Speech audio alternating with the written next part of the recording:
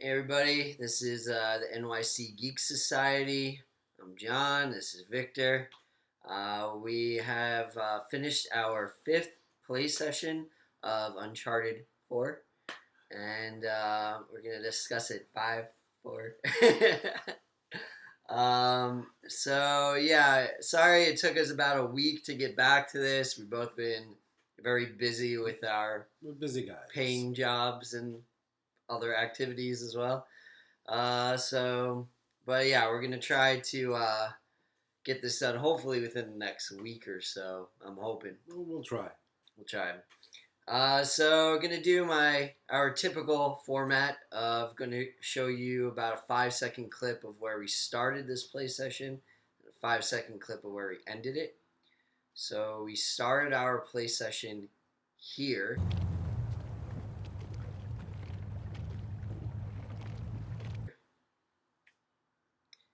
And we ended our play session here.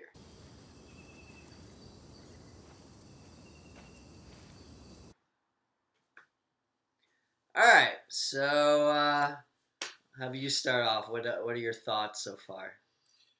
Well, I mean, it's progressing. I don't think, like I said before, we're learning anything new about the gameplay. I mean, I don't think you're discovering any new things, are you? Yeah, actually, we had that pick that Right, that was a new tool. you go in. Yeah, Right. I don't know. Soft rock. I don't know if that's just going to be for this section or not, but that was something new. Well, if it carries it around with him forever. Yeah, I don't know. I don't know, but that was, I guess that was new. And then you came to a section where you couldn't mark your targets, but they were pre-marked. Yeah. They had the diamonds over them, and you could see them through the walls, even though you didn't mark them. Well, you tried to mark them, and you couldn't. I don't understand what happened there. I don't know. That's a weird thing. And again, it goes back to what I think we mentioned before, that some things are inconsistent with the features that they gave you. They don't seem to be fully realized, and now it seems a little random as to when you could use it and when the game does it for you, like it did then, which is kind of weird. Yeah. The thing with the gameplay, again, the stealth elements are very half-baked. And I wonder if maybe the mixed reviews that have been coming in are dependent on people's playstyles. Or I wonder if I had gone in to all of these battles assuming that they were Uncharted battles and all-out shootouts. Right. Would it have been more consistent so far than me trying to do stealth and then everything getting very messy? Then you trying to do Metal Gear. Yeah, because that's, again, the way I prefer to play video games. And so it seems like they give me this option. But then there was that part where we were doing a lot of hanging and I had to jump around and stuff. And there just seemed to be guys everywhere. Huh? So it was like there was no place to really hide. Right. But I kept trying to. And something that I noticed that really threw me off, because I remember I read in one review, I can't remember which one it was, that they said that what was great about the stealth aspects of this Uncharted 4, is that in the previous Uncharted's, if one guy saw you, everybody saw you all at the same time. Where they said in this one, it wasn't like that. Right. But it is. Well, I kept getting caught by one guy, and then everybody would start shooting at me. But they're all so close to each other that as soon as one guy starts yelling and shooting, everybody joins in. I don't know. It seemed to happen really fast, where all of a sudden everyone from all around would know exactly where I was. Well, it's actually, they're all in close proximity. You realize how close they are. I don't know. It's hard for me to buy that. I wouldn't have... In typical video game, I would have had more time to get away. And I think it's more realistic that I would have a second or two to do something before everyone all at once starts teaming up on me. Right. Like you can do evasive moves in, say, Metal Gear. Yeah, or Assassin's Creed, or even The Last of Us. Like, I could run away, and they're not going to automatically know where I am. Right. But here, it's inconsistent. And it seems more often than not. Well, once the battle starts, you have to kill them all. Yeah. Because you can't. There's nowhere to escape. go. Yeah.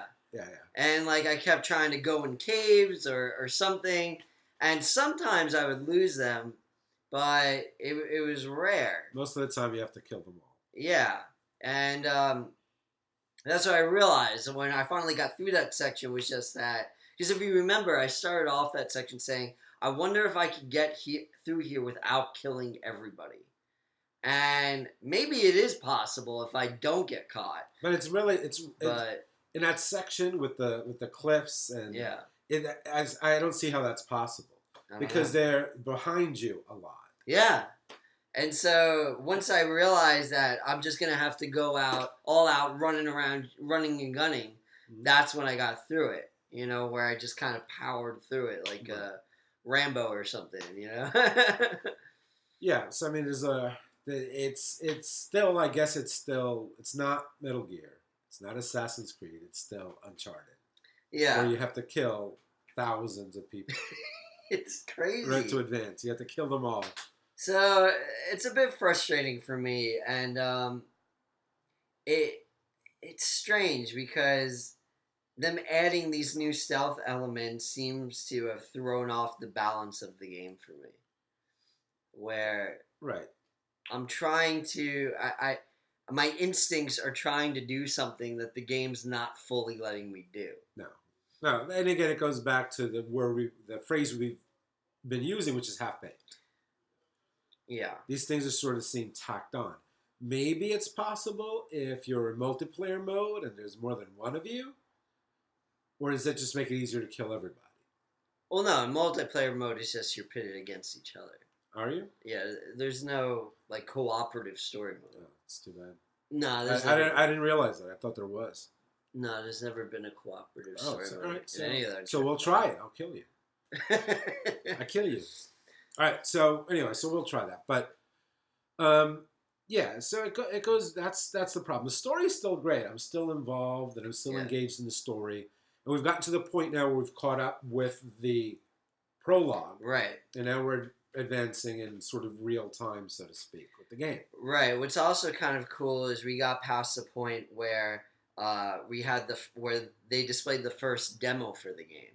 So from here on out, I have no idea what's going to happen next. Right. So that's kind of cool. But yeah, talking about the story, I've noticed this is not a problem I have, but I noticed a pattern, which is interesting to me, of that there's a cutscene where Sam and Nate are about to get into a really rough discussion. Like they started, and then somebody sees something or someone starts shooting, and it gets interrupted, and they have to go on with the game. So it's always like they hook you because like, oh, what is he going to say or what is going to happen? And then like they're thrown back into. Well, that's why I have my misgivings about Sam. I'm beginning to suspect there may not be this drug lord, that he might have made up the story to get Nate involved. But that would seem strange to me because we played that part. It would be something you can't play a lie. I mean, I guess it could. It would. I would think it would be interesting if they did do that. I mean, but it's never been done before. I mean, is it really? You're playing a flashback anyway. Yeah. So technically, you're playing something that's already happened. Right. So I've never seen that. So whether it's an actual flashback or whether it's a story that Sam is telling, doesn't really matter. I just think it's unlikely just because I've never seen it done before. I don't know. He's on the verge of telling something to Nate. He's on the verge. There was that strange moment where Nate says, "Well, I'll feel better once we get what's his name off our back." Yeah. And then he hesitates. He's about to say something. Sam's about to say something, and then they get interrupted. Right, but from what you interpreted that differently from the way I did. I interpreted it as that Sam started that discussion by saying, "Hey, it's just you and me here. You could celebrate and be happy that we're discovering these things." And that's when Nate's saying, "You know what, maybe we should just go home," all that stuff. And then Sam says, "You know what, I want to tell you something." And then Nate sees something and interrupts. So I think it was just that he was saying that he was upset that Nate wasn't more excited about what was going on. I think Sam's hiding something. But what is strange to me is that we're past the midpoint of the game now, and we haven't heard anything from that drug lord since that flashback. Right. So that is kind of strange to me that we've been having a lot of Nadine's army. I mean, that's all the bad guys we've had. Rafe and Nadine, yeah. And so is that guy just going to come back at the end? Or maybe there is something where... If he's made up, he's never coming. Well, I'm thinking he's not made up, but what I'm thinking is more likely possibility is we don't know what happened from that time that he left Sam on the side of the road to hit Sam meeting up with Nate. That there could have been more, they could have been keeping in touch. There has been a lot of times where Sam and Nate do split up, and there was that one time where Nate was calling out to Sam and Sam didn't respond. Right. That maybe Sam has been keeping in touch with the guy and hasn't been telling Nate for some reason that I wouldn't know. Again, there's some suspicious stuff going on. But, and then there's Sully's initial reaction.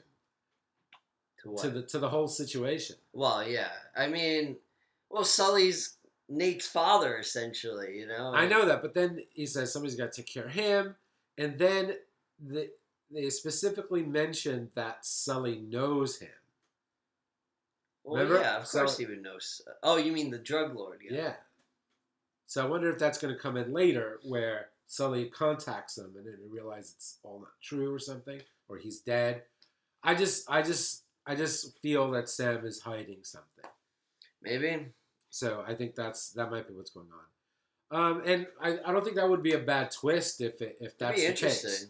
That after all this time, Sam is so obsessed with finding Avery's treasure that he's willing to lie to his brother. And it is strange that I find it interesting that they do keep bringing up, kind of breaking the suspense of disbelief, saying, this is a kind of far out there plan to try to save you. I mean, there's a lot of more realistic things we can do. We could go to the police or figure out a deal with Nadine's army or something.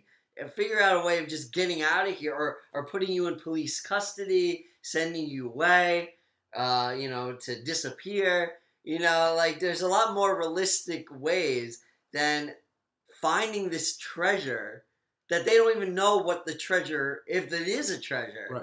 And then expecting this drug lord guy to follow up on his end of the deal of saying, okay, you can go now, Right.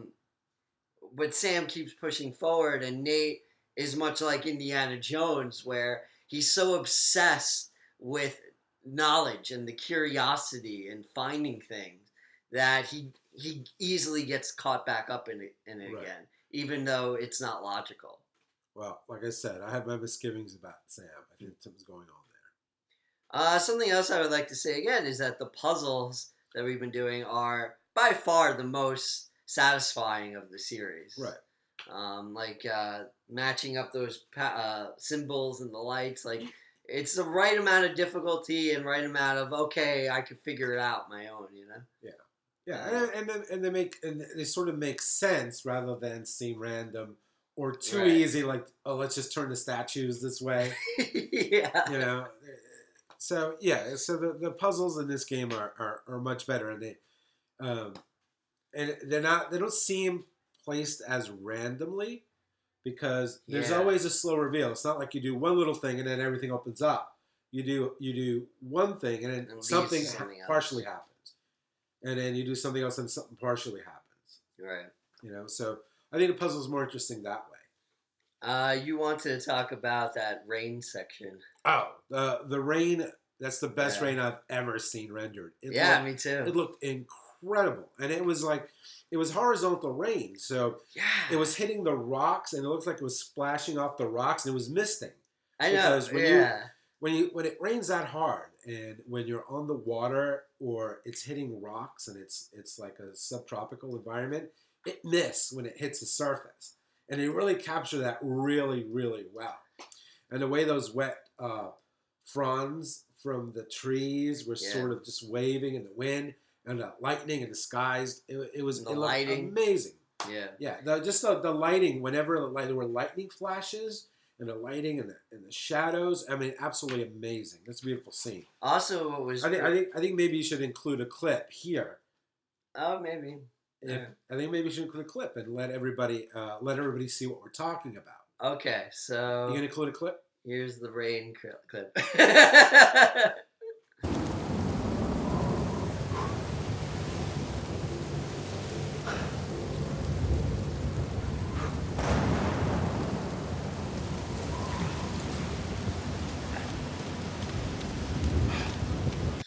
All right. So yeah, another thing about playing in that section that you wouldn't have experienced, but I was telling you, is when Nate was walking in that rain and wind after being washed ashore, he was sluggish. Yeah, you mentioned that. He was kind of delayed and felt heavier to control, which I thought was very interesting. Did the controller shiver when he was shivering? No. That would have been a bad thing. But yeah, so I'm excited to see what happens next. I'm wondering when Elena comes back into play. I did actually see a clip in a review or two that she does come in at some point. So, is she in the clip? Was she with Sam? No, she was with Nate, and said something about we have a lot of ground to cover. But that's all I know. I just wonder if Elena and Sully uncover about Sam. So, the secret that Sam is keeping. Maybe that could be interesting. So yeah, really want to get through it just because I have friends. Axel just texted me that he got through the game. Our friend so we're at chapter 14 now. Yeah, so we're gonna try to get through it, and yeah. So any closing remarks? No, it's funny. We talked about the gameplay. We talked about how we're disappointed at certain aspects in the gameplay, but it's still the story that has us completely engaged. Yeah. And this is still the maybe the best, or has to be the best, spectator video game ever.